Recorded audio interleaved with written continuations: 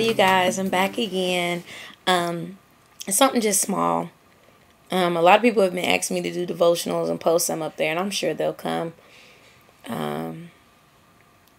But this isn't anything deep, necessarily, or heavy.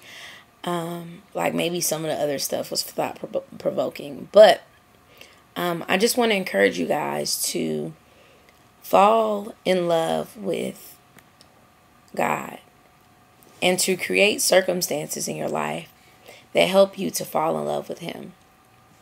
A question that I've always asked, or even to myself, or to God, has been what makes you smile? I want to know what makes you smile. I want to do something today that makes you smile, that makes you blush. How can I make God blush? And these are questions that have really just enhanced my relationship with God, just maybe meditating on that. And He loves us so much. I was talking to somebody the other day, and they were wondering, they're like, man, why does this little, I made a mistake or whatever. Why does this mistake get to you so? And it wasn't that I was feeling guilty or anything. It was just, or feeling like I can't go on. It was just like, man, I just need to really spend some time with God and to, sorry, y'all, I had someone that was in my hair. Anyway, to really appreciate Him. I don't want to feel disconnected to Him, even if it's for just a moment. I see I'm in the best relationship with Him, and it's just that real. He does things to show me that He loves me. Not only does He tell me that He loves me, but He sends people my way to tell me that He loves me. It's like if you had a boyfriend or a girlfriend or something, and then you're going about your day or whatever. Maybe somebody you don't even know comes up to you and tells you, hey, gives you a surprise message from, your significant other or whatever.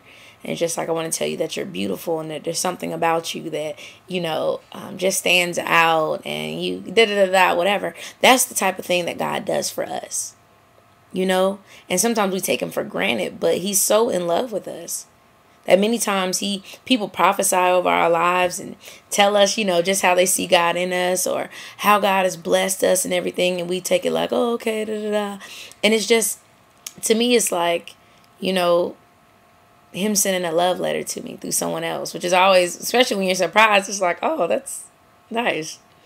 If you've ever been in a relationship, you might know what I'm talking about.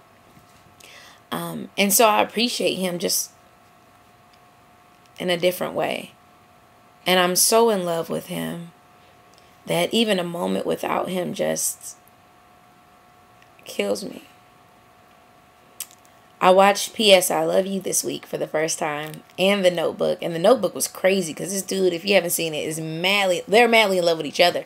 But this guy is so madly in love with this girl that, even when they're separated, he's writing to her and he's thinking about her, and he's doing things that she would have liked, not knowing if he'll see her again, building a house just the way she would have wanted it, and everything with the hope that he'll see her one day and they'll fall back in love.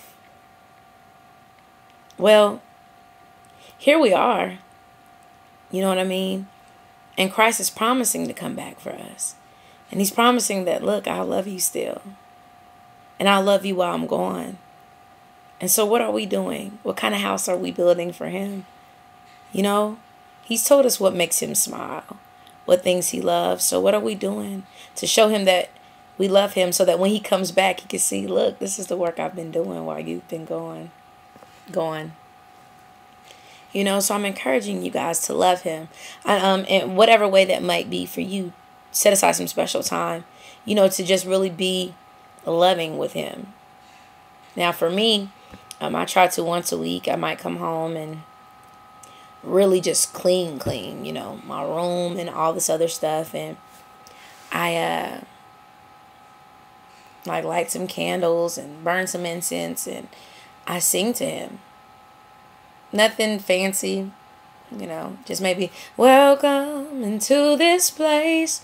Welcome into this broken vessel. Yeah. Yeah. So I welcome Him in. That's me. and I pray and I just talk to him, and I read and maybe watch a video about him and tell him how much I love him. Focus on him. Focus on making him smile, making him say, man, you know, maybe up there with an angel, like, dude, look at my child. She loves me. So, you know, I'm challenging all of you to maybe this week, you know, get something, you know, find something to do to show God that you love him in a different way. Because we do so much for the people that we're, you know, in love with romantically and stuff here on earth. These imperfect people, you know, give God something. Try to surprise the all-knowing God, even though you can't. But, you know what I'm saying? Do something. Show him that you love him. Cut off your cell phone, you know, whatever. You know, like you might do if you're on a date. You might cut off your cell phone and give that person your time. Give him that. Just to show him that you care. And if he decides to speak, you'll be there to listen. You know? He's so amazing, you guys. And he loves us. And take those little notes that he gives you, that he tells you, you know, when he's telling you that he loves you through somebody else or whatever else. Take those and cherish those. And recognize that for, you know, the love that it is. When he speaks directly to you and answers your question. Because we hate, you know, talking to people or being in relationships with people that don't understand us or people that never answer our questions when we ask. But he is. So when he answers, you know, be thankful. You know, because we have a living God that loves us. So I just want to tell you all that. He's good, you guys. Nothing deep, no big scripture like that, you know, no exegesis or anything like that. But fall in love with God. Do something special for him. All right, bye, you guys. You blow me